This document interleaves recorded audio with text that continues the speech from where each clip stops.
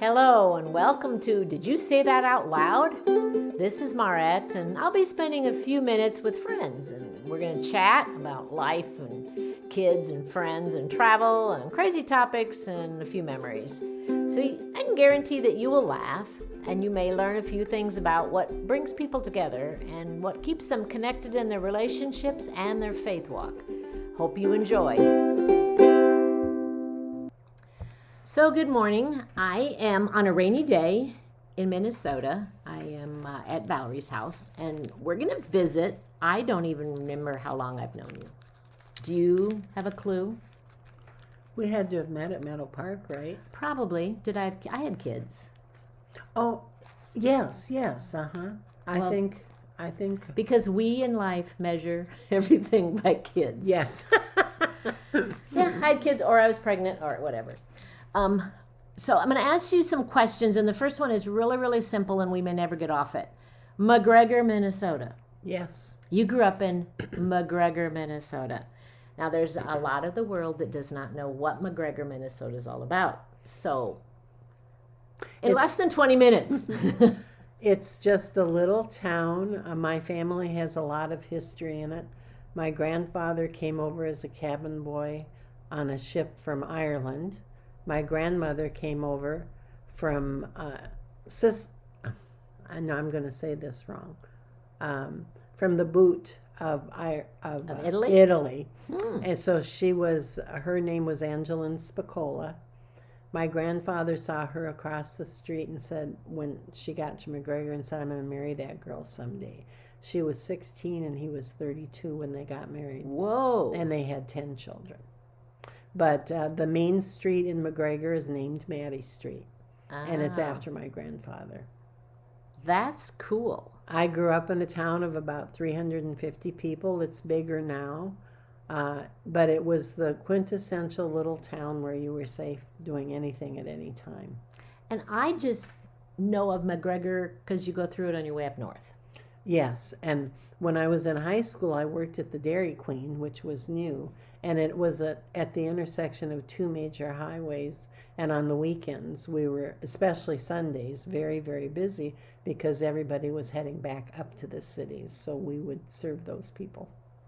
And Dairy Queen's essential. Yes, it is, and it's Dairy still Queen. there, and they've added on now, and they have sandwiches and the whole bit. But my sister worked there, too.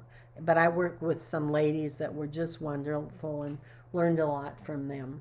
What are the big lakes around McGregor? Well, the biggest one is Big Sandy Lake. Okay. And that's where my husband's parents built a house on the highest cliff of the lake, and it's called a gibbet. And it was a beautiful home. And they hauled limestone from Indiana, where they came from. They were stubborn and they hauled it themselves because it was cheaper. But his dad made many trips with friends to get the limestone and brought two of his friends up there to do the work on the house. Wow. Yeah. That's dedication. Yeah. And I was 14 when I met my husband. That's when he moved to McGregor. He was a junior in high school and I was 2 years younger. And we've now been married 54 years. Well, that's a short walk down a long pier. Yeah. So then the big question then would merit asking, did you like to fish? I didn't fish at all. My brothers did. They fished and they hunted. They hunted birds and they hunted deer and I'm trying to think what else. They were big snowmobilers, and Mom and Dad each had a snowmobile when they became, Polaris was a big thing. And I had a boyfriend previous to my husband who had a snowmobile and took me out. It was beautiful to go out in a field where nobody had been and run across it in a snowmobile. So it's just a quaint little town that has grown some. Many people who left McGregor have moved back to it. And the ones that don't move back have cabins they have in the summer. So it's in Aiken County, and Aiken County has 1,000 lakes, and that's a lot of lakes and some of them are just named by numbers, Lake 1, Lake 2. But the most well-known lake around is Big Sandy. So is it true that to be called a lake, it has to be so big? Because that's what I understood. I'm not an expert on that, but I think you're right. Yeah, Yeah. to have a name. Yes. You have to be yeah. more than a third of an acre, and yeah. But there were a lot of smaller lakes and a lot of little resorts around too. So I'm trying to think when we were in high school, if we had a fire, there was a lot of flat land around McGregor, and if they had the wiregrass got on fire, the boys were let out of school to help fight the fire, and they were given some grace to go deer hunting too. Oh, now that doesn't happen nowadays. Yeah. That doesn't happen Well, nowadays. it might in McGregor. True. Yeah, it might in McGregor. So from McGregor falling in love with this tall Godsey guy, you've lived in, I know you've lived in Minnesota and Nebraska, or did you live in Iowa? We've lived in Iowa, Indiana, and Minnesota. So you were not quite a Nebraskan. No, we were down in Omaha. Yeah, we were right across the way from. So was it a Cornhusker temptation, or you were? No, not at all. But when we first moved there, somebody came to the house to do something, and well, I'm not going to tell you that story. I'm going to tell you the other one. On a Saturday, Jim went to the local garden cafe to just buy some bread, and the guy looked at it and he says, "What are you doing here?" And Jim said, "What do you mean?" He said, "Why aren't you home watching the game?" Everybody assumed you were a Cornhusker, and we weren't, but it was fun to watch. On a Saturday, if you had your windows open or your door open, you could hear people cheering. Yeah. From other houses with open windows. But we found Iowa. Before we moved, a friend from here had lived there, and she said, "Valerie, you will love Iowa. Those people know how to laugh at themselves." And we found that to be very true. We were welcomed into the neighborhood. We were welcomed into our church, and we really did enjoy the people there. We moved there for Jim to be director of their library, and they were just starting to build a new library, and so he saw that through. And he got along really well with the architects, and they hired him to kind of be a consultant on another job, and we liked it very much. Oh, that's kind of neat, because that leads me right into the other question is boys and books. So you have a husband that librarian, and you have two boys that are very well educated. Mm-hmm. So when they were young, did they read books nonstop? Yes, Chris was the one who read very early. When he was they were teaching reading in kindergarten then, but we would drive down the road and he would sound out words on billboards. Deacon did not get into reading until he became a real Bobby Knight fan. And his grandmother lived in Indiana, and they liked to share the stories about games, but he became a voracious reader. Yes, and the thing they love about their dad, and I love this, is that he is a lifelong learner. Jim is still always reading. I used to read more than I do. Since I got sick, I have a little more trouble reading. But yeah, they really respect their father. But I was real pleased. My son wrote a column once, and I read it, and he said, he talked about reading when he was little, and we bought them, we had them in book clubs, and he said, and my mom is always reading something. So I used to read more, so I felt a little redeemed because Chris thought that I did read more than I did. So are books something that Jim likes to keep a hold of, or can he read them and let it go? Well, we have had a lot of books in and out of the house.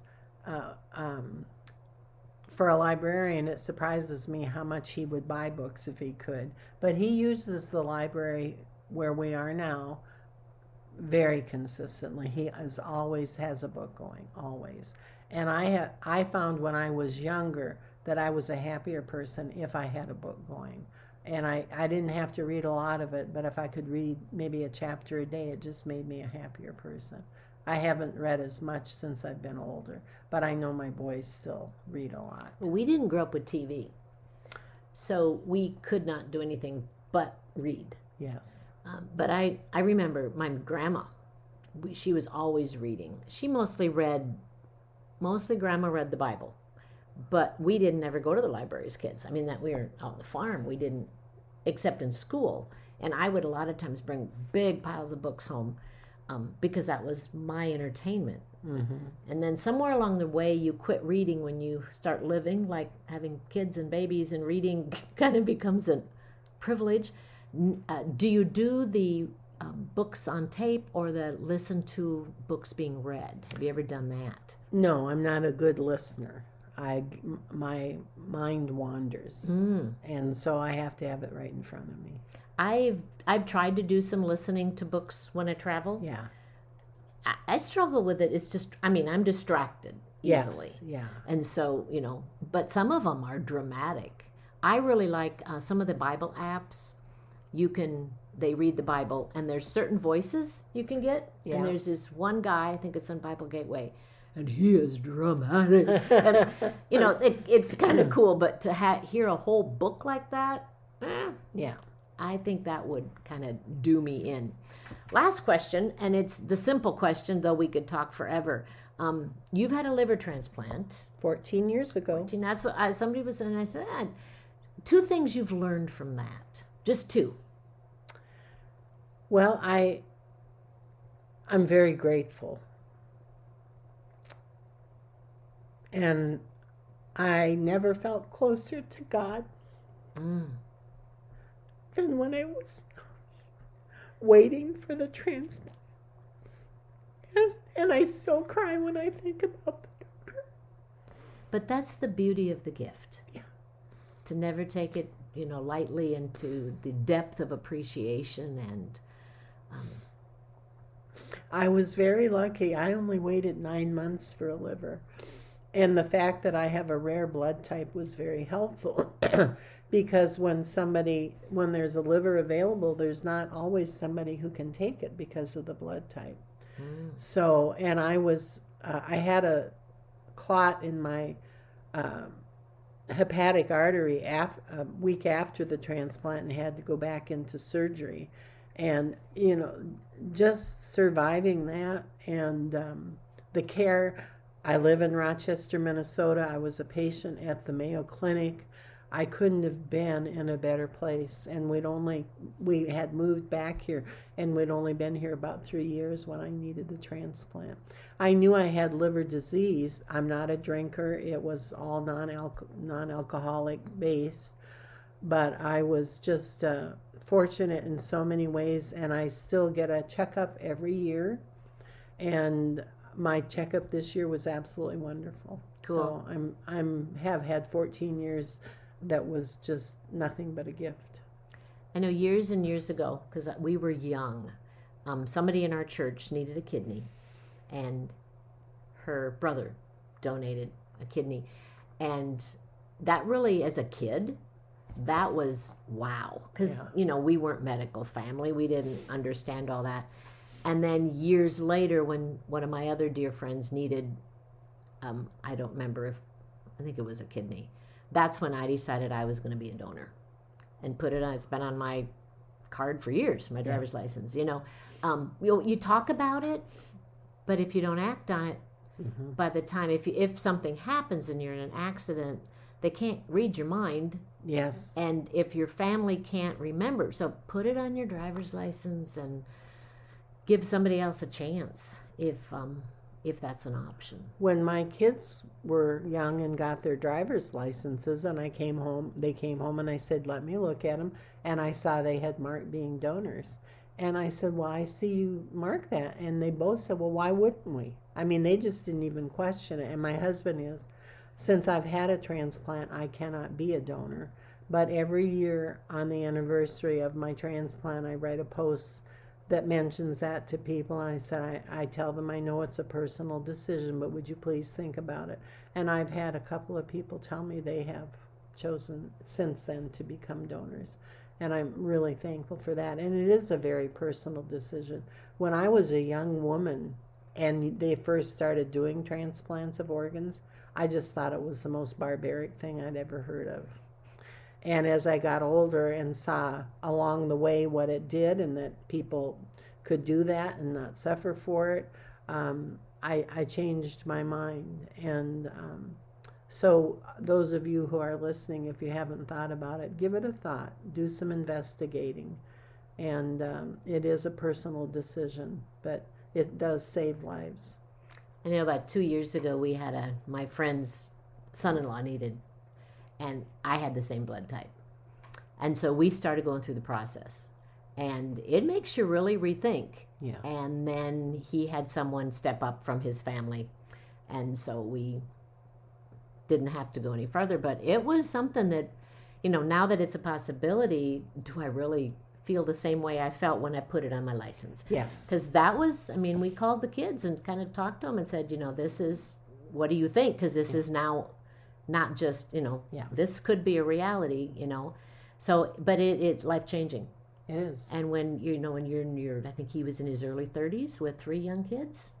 Yes. Yeah, it's like, wow, what a gift. And it's a whole different world to think about, but I think it's a way that we can, everybody's a decision, personal decision, Yeah. But what a blessing to have you around being mouthy and lippy for another 14 years. Am I that bad? No.